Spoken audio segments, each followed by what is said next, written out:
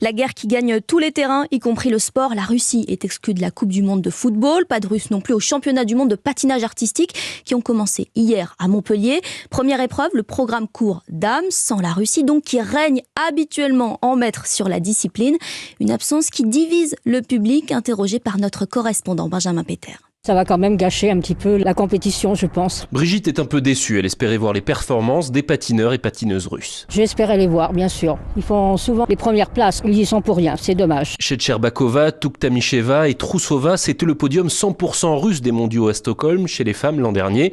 Mais pour Richard, qui arrive du Canada, cette décision était inévitable. D'un point de vue sportif, c'est frustrant. Mais sur le plan politique, c'est compréhensible. Certains régimes ne séparent pas le sport de la politique.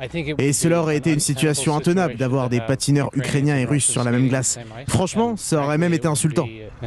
Et pour la championne française Souria Bonali, qui entraîne aujourd'hui des patineurs aux États-Unis, leur absence va aussi permettre à d'autres sportifs de se révéler. Les Russes sont bonnes, mais il n'y a pas qu'elles non plus. C'est un peu démotivant en tant qu'athlète quand on se dit, de toute façon, les 3 premières, c'est des Russes maintenant. Si on peut être 4e ou 5e, on sait que la 4e place, c'est la place du con. Et c'est dur, quoi. Ça peut donner l'opportunité à d'autres patineurs, enfin, peut-être de trouver une place. Longtemps incertain, 5 athlètes ukrainiens devraient en revanche être présents à ces mondiaux. La fédération française a prévu de les saluer par 1 minute d'applaudissements en soutien au peuple ukrainien et pour la paix.